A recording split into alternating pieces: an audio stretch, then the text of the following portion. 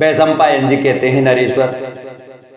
तदंतर वज्रनाभ ने सुप्रवासी असुरों को आज्ञा दी कि इन नटों के लिए उत्तम गृह प्रदान करो, इन सब का आतिथ्य सत्कार करो, इन्हें उपहार से में बहुत से रत्न तथा सुंदर एवं विचित्र वस्त्र प्रदान करो, साथ ही इन्हें सुख पहुंचाने के लिए ऐसी सामग्री भेंट करो जो मनुष्य मात्र के मन को प्रसन्न करने वाली हो।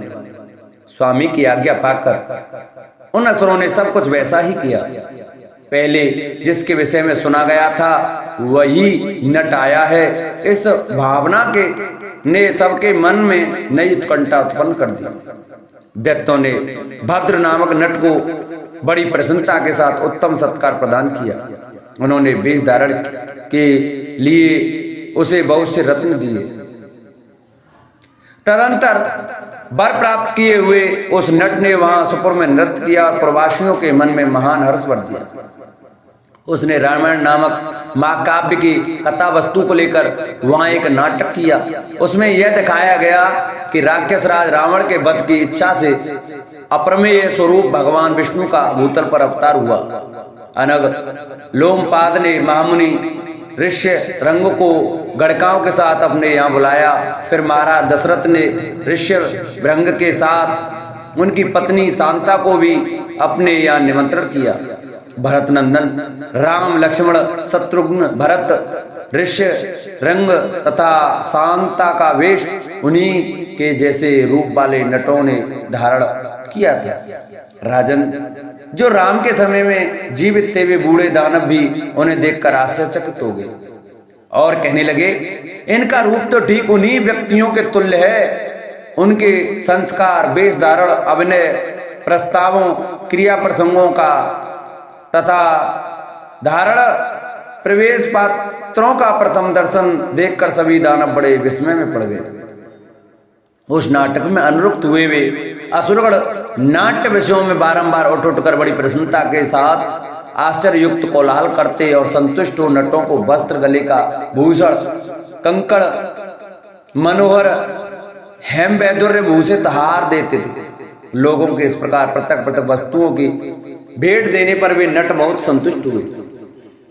उन्होंने अपने गोत्रों और पूर्वजों का उल्लेख करके उन असुरों और ऋषि मुनियों की भूरी भूरी प्रशंसा की। नरेंद्र, उस समय शाखा नगर निवासी असुरों ने वज्रनाभ के पास उस दिव्य रूपधारी नट के पधारने का शुभ समाचार भेजा।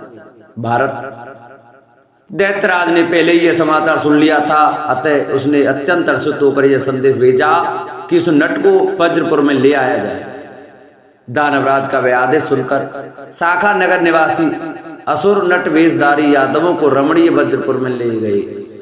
दैत्यराज ने उन्हें ठहरने के लिए विश्वकर्मा का बनाया हुआ सुंदर भवन प्रदान किया और जिन जिन वस्तुओं की इच्छा या आवश्यकता होती है उन सबको उन्होंने 100 गुना अधिक करके दे दिया। तदंतर महान असुर वज्रनाभ ने महाकाल नामक रुद्रदेव का उत्सव आरंभ किया। उसमें उसने बड़े हर्ष में भरकर रमणीय चमूवाट सैनिकों के मनोरंजन का स्थान बनाया। तत्पश्चात जब वे नट पूर्ण विश्राम कर चुके तब महाबली वज्रनाभ ने उन्हें बहुत से रत्न देकर नाट्य कला का प्रदर्शन करने के लिए आज्ञा दी। नरेश्वर, अंतपुर की स्त्रियों को पर्दे की ओट में जहां से वे अपने नेत्रों द्वारा सब कुछ देख सकती थी बिठाकर मनुष्य वज्रनाभ स्वयं भी जाति भाइयों के साथ उन नटों का अभिनय देखने के लिए बैठा। भयंकर कर्म करने वाले वे यादव कुमार भी उपयुक्त श्रृंगार करके नट वेश धारण किए नृत्य का उपक्रम करने लगे। फिर तो उन झांझ और करताल आदि, सुसिर, मुरली आदि, मुरज, मृदंग, आनक, ढोल या नगाड़ा तथा बीड़ा के स्वरों से मिश्रित दूसरे दूसरे बाजे उन नटों द्वारा बजाए जाने लगे। तत्पश्चात यादव कुमारों के साथ आई हुई वारंगनाएं देवांगांधार नामक छालिक्य गांधर्व का गान करने लगे, जो कानों को अमृत के समान मधुर प्रतीत होता था। वह श्रोता के मन और कान दोनों को सुख देने वाला था। गांधर आदि 7 स्वरों को व्याप्त करके स्थित होने वाले जो त्रिविध ग्राम कतिपय स्वरों के समूह, बसंत आदि राग तथा गंगावतरण नामक गीत विशेष हैं। उन्हें रागांतर से मिश्रित, व्याप्त तथा रमणीय बनाकर वे अपनी मधुर स्वर संपत्ति के द्वारा गाने लगी। भारत लय और ताल के अनुरूप सुंदर गंगावतरण को सुनकर प्रद्युम्न, गद और साम्य ये तीनों बीच बीच में खड़े होकर असुरों को संतोष प्रदान करते थे। कार्यवश नट भाव को प्राप्त हुए पराक्रम संपन्न प्रद्युम्न, गद और सांब नंदी बजाने लगे। उस समय नांदी मांगलिक पदपाठ के अंत में रुक्मणी नंदन प्रद्युम्न ने गंगावतरण से संबंध रखने वाले श्लोकों का उत्तम अभिनय के साथ पाठ किया। तत्पश्चात कुबेर लोक संबंधी रंभा विसार नामक नाटक का वे सब लोग अभिनय करने लगे। सूर नामक यादव रावण रूप से उपस्थित हुए। मनोवती नामक वारंगना ने रंभा का वेश धारण किया। प्रद्युम्न ही नलकूबर बने, साम्य बने, विदूषक बनकर तदनुरूप कार्य करने लगे। यादव कुमारों ने माया से वहां कैलाश को ही मूर्तिमान कर दिया। क्रोध में भरे हुए नलकूबर ने जिस प्रकार दुरात्मा रावण को शाप दिया और जिस तरह रंभा को सांत्वना प्रदान की, इस प्रकरण का जिसके द्वारा सर्वज्ञ महात्मा नारद मुनि की कीर्ति पर प्रकाश पड़ता है, उन वीर यादव कुमारों ने नाटक द्वारा प्रदर्शन किया। अत्यंत तेजस्वी भीमवंशियों के पाद वेपेक्ष विक्षेप पूर्वक किए गए नृत्य और अभिनय से संतुष्ट हुए दानव वीर उनकी भूल भूल प्रशंसा करने लगे। उन्होंने अच्छे अच्छे वस्त्र, रत्नमय आभूषण तथा बरतालाकार मणि से एवं वैदुर्य मणि से विभूषित हार दिए। विचित्र विमान, आकाशगामी रथ और दिव्य नागों के कुल में उत्पन्न हुए आकाशचारी हाथी भी प्रदान किए। भरत नंदन उन दानवों ने यादव कुमारों को दिव्य शीतल एवं सरस चंदन, अगरू आदि श्रेष्ठ सुगंधित पदार्थ तथा चिंतन करने मात्र से संपूर्ण कामनाओं को देने वाले उदार चिंतामणि नामक रत्न भी दिए। पुरुष प्रवर नरेश्वर वहां बहुत बार नाटक देखने को अवसर मिले। उन सभी अवसरों पर दानवों तथा प्रधान दानवों की स्त्रियों ने इतने उपहार दिए कि वे सब के सब धन तथा रत्नों से रहित हो गए। तब प्रभावती की सखी हंसी ने प्रभावती से कहा, अनिंदिते, मैं यादवों द्वारा सुरक्षित रमणीय द्वारकापुरी में गई थी। चारुलोचने, वहां एकांत में मैंने प्रद्युम्न से भेंट की। सुचिस्मिते, तुम्हारी प्रद्युम्न के प्रति जो भक्ति है उसकी भी मैंने उनसे चर्चा की। कमल लोचने मेरी बात सुनकर उन्हें बड़ी प्रसन्नता हुई और उन्होंने आज ही प्रदोष काल में तुमसे मिलने का समय निश्चित किया है। अतः सुश्रोणी, आज ही तुम्हारी अपने प्राण वल्लभ से भेंट होगी, क्योंकि यदकुल में उत्पन्न हुए पुरुष अपने प्रेमी जनों के प्रति कोई मिथ्या संदेश नहीं देते। यह सुनकर प्रभावती को बड़ा हर्ष हुआ। वह उस हंसी से इस प्रकार बोली, सुंदरी, तुम पहले भी मेरे घर में रह चुकी हो, उसी तरह आज भी मेरे ही महल में शयन करो। विहंग में आज इस घर में तुम्हारे साथ रहकर ही मैं केशव कुमार प्रद्युम्न का दर्शन करना चाहती हूँ। तुम्हारे साथ होने से मैं निर्भय रहूंगी।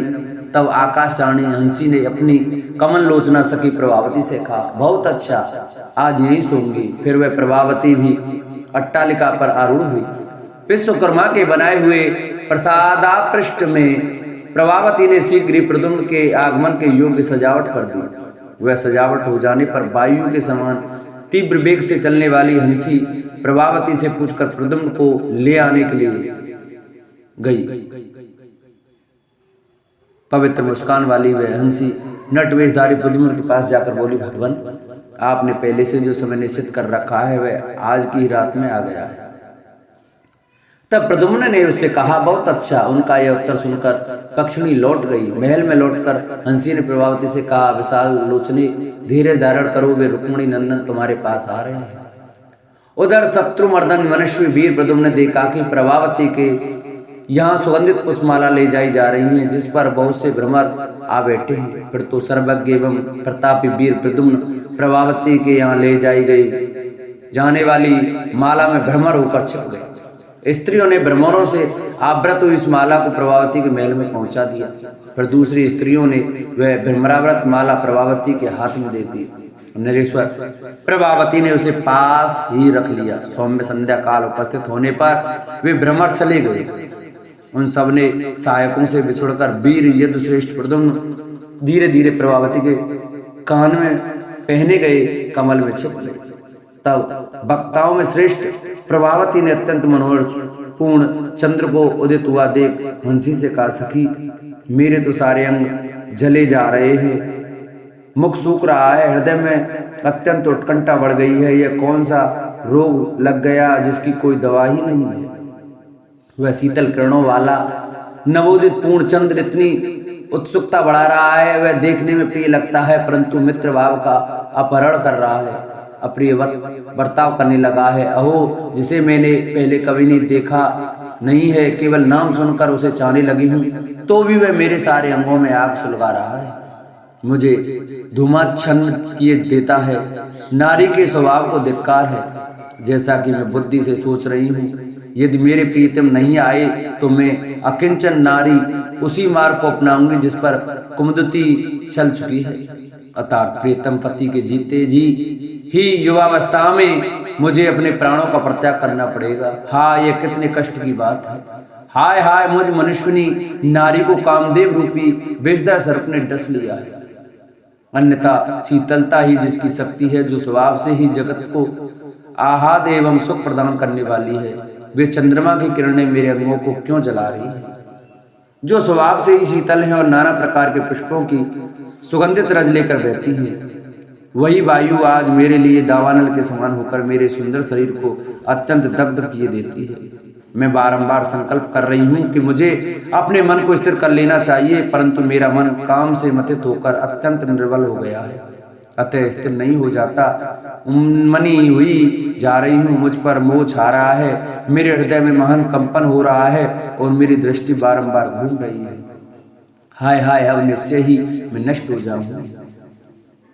बोल हरिवंश महापुराण की जय। इस प्रकार हरिवंश महापुराण के अंतर्गत विष्णुपुर में बज्रनाभपुर में प्रद्युम्न का गमन विषयक 46वां अध्याय पूरा हुआ। बोलो हरिवंश महापुराण की जय। बोलो विष्णु भगवान की जय। जिन भक्तों को हमारी ये हरिवंश महापुराण की कथा अच्छी लगी हो वो हमारी वीडियो को ज़्यादा से ज़्यादा शेयर कर चैनल को सब्सक्राइब करें, वीडियो को लाइक करें और कमेंट में राधे राधे जय श्री कृष्णा अवश्य लिखें।